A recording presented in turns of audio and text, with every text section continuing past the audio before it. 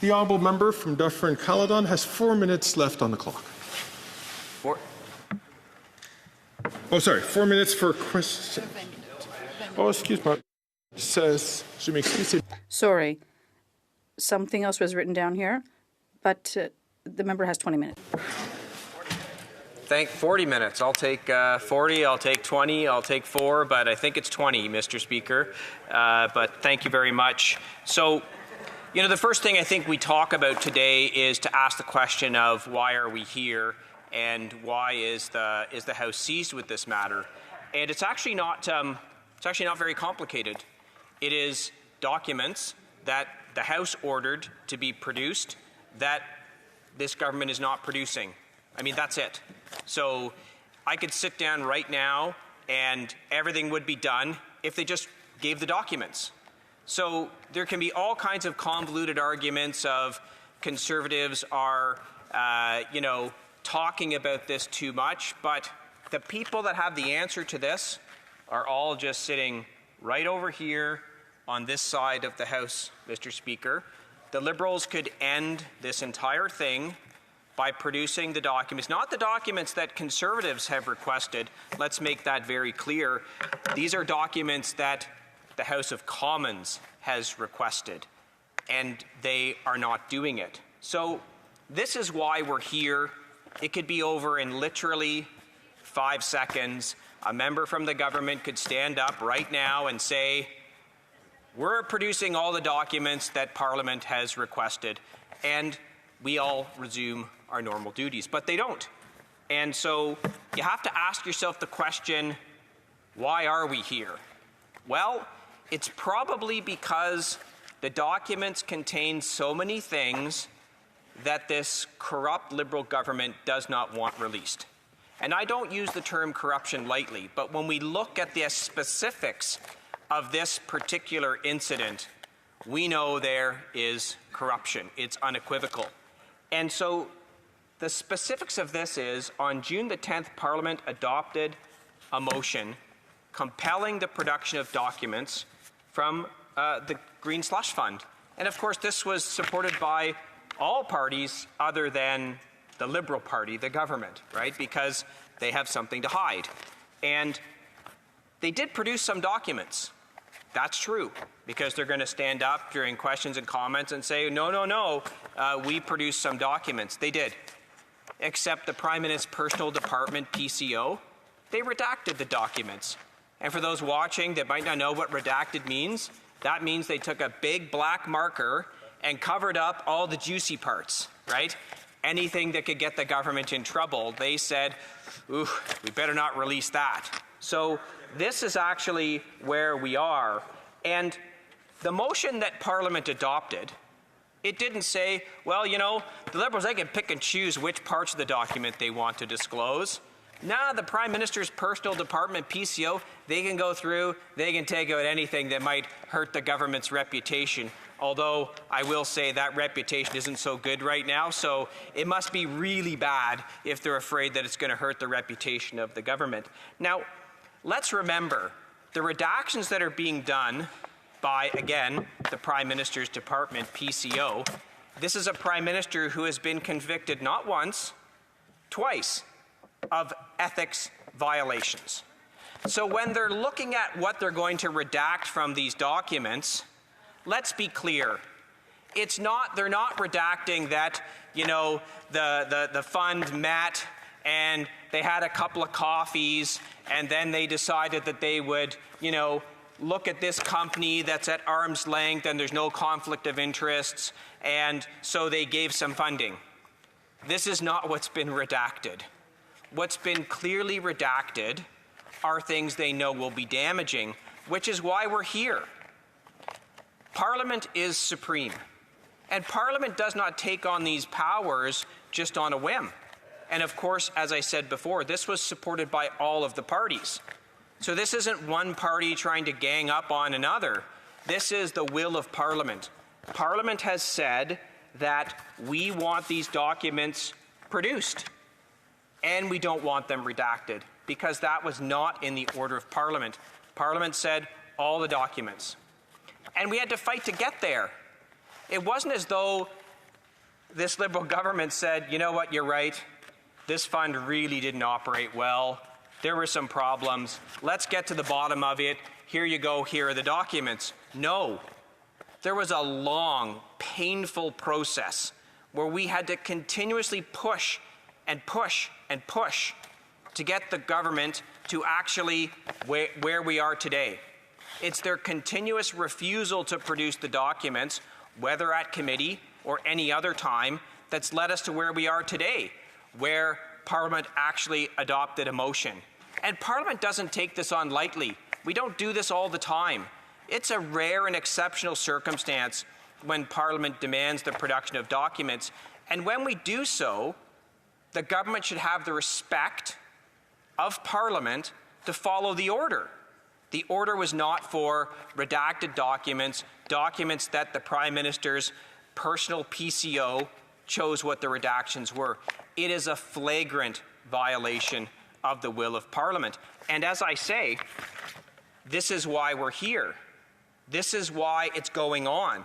And it could all end in 5 seconds. They could just say, we're producing the unredacted documents. We've been now pushing this issue for 3 days in Parliament. At any time, they could have done this, but they're not. And you have to ask yourself, why?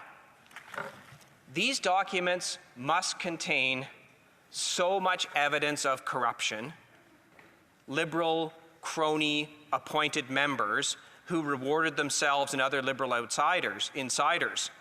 These documents must be so bad that they are willing to let this debate go on for days and days without producing them. There can be no other conclusion that you can get to when you look at this. So let's now talk. So now we know the why we're here. It's a summary of why we're here. But let's now talk about how we got here and why we're requesting the documents, because this stuff is stranger than fiction. You actually, if you tried to come up or make up a scandal, you couldn't make it up. I mean, we thought the scandal way back in the day, the sponsorship scandal, I'm old enough to remember that. That's when a bunch of Liberals were handing around money in brown paper bags to people. $400 million of taxpayer money disappeared.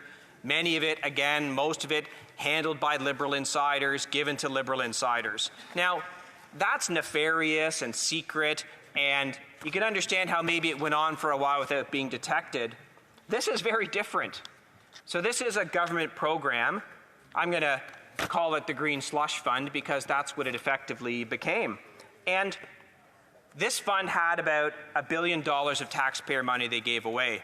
So when we talk about taxpayer money, you have to think about who are paying these taxes in a really difficult time in Canada.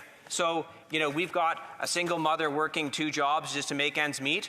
Her taxes went into this Green Slush Fund and was abused by Liberal insiders. Now, when I talk about abused by Liberal insiders, let's unpack that just a little bit. So, the Auditor General reviewed 50% of the contracts that were given out. And of that 50%, 82% of the contracts awarded had a conflict of interest. Now look, when I was in high school and university, 82%, I was really happy when I got 82% because I did a hell of a job. I apologize. I did a heck of a job. This is corruption 82% of the time, on half. So if you extrapolate that, you're looking at 82% of 100% are pretty darn close, because I don't think it was just a strange coincidence that half of the contracts, 82%, had conflicts of interest. And every dollar that this fund spent had to be approved by the board. And of course, who's on the board? A whole bunch of Liberal government crony appointments. And so what did they do? They just lined their pockets. This is the unequivocal truth of this.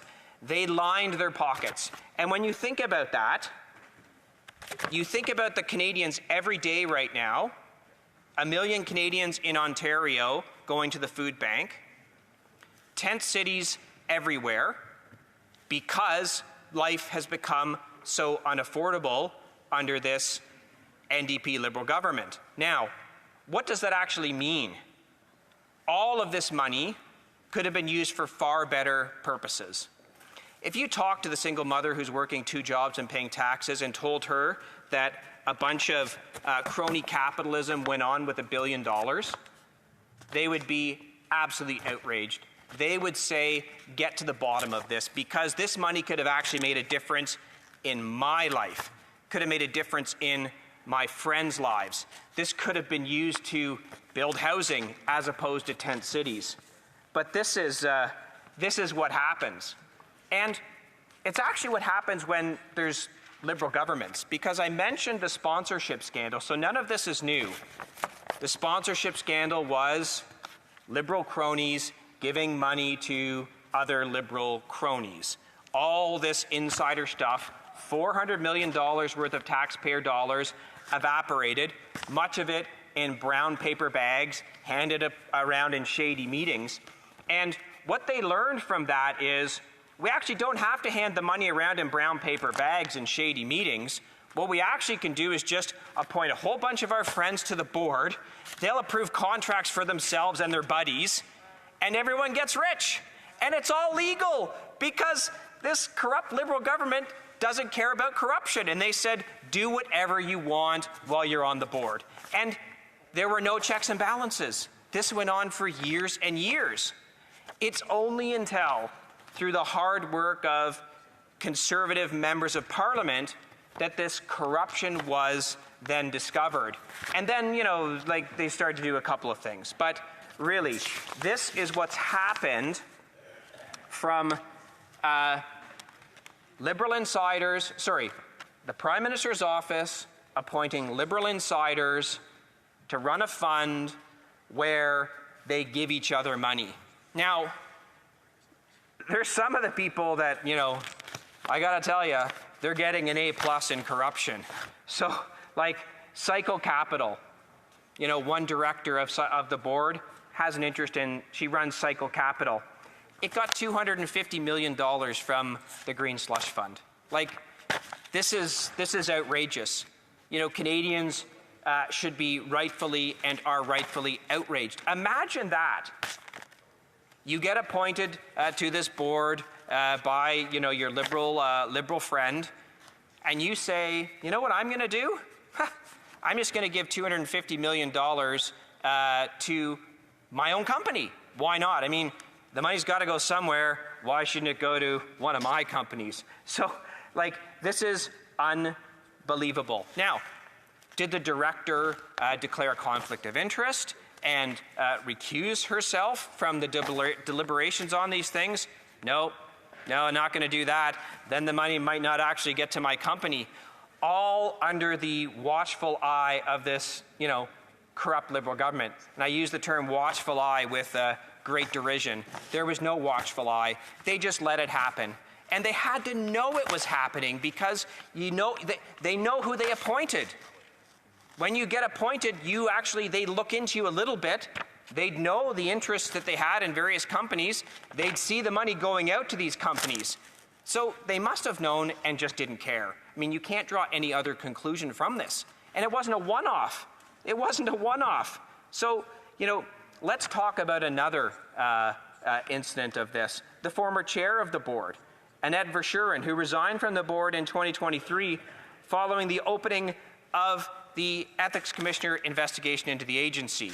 And boy, oh boy, we know how well companies affiliated to her did. They did exceptionally well, Mr. Speaker.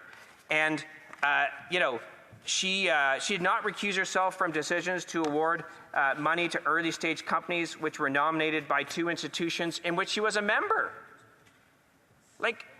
The conflict of interest is unbelievable. During her time on the board, 7 out of 25 companies invested in by the venture capital firm Psycho Capital, of which she has an interest, were funded by the Green Slush Fund. Again, I say this, when you actually listen to it, you give your head a shake. You say, this can't be possible. How is this happening in Canada?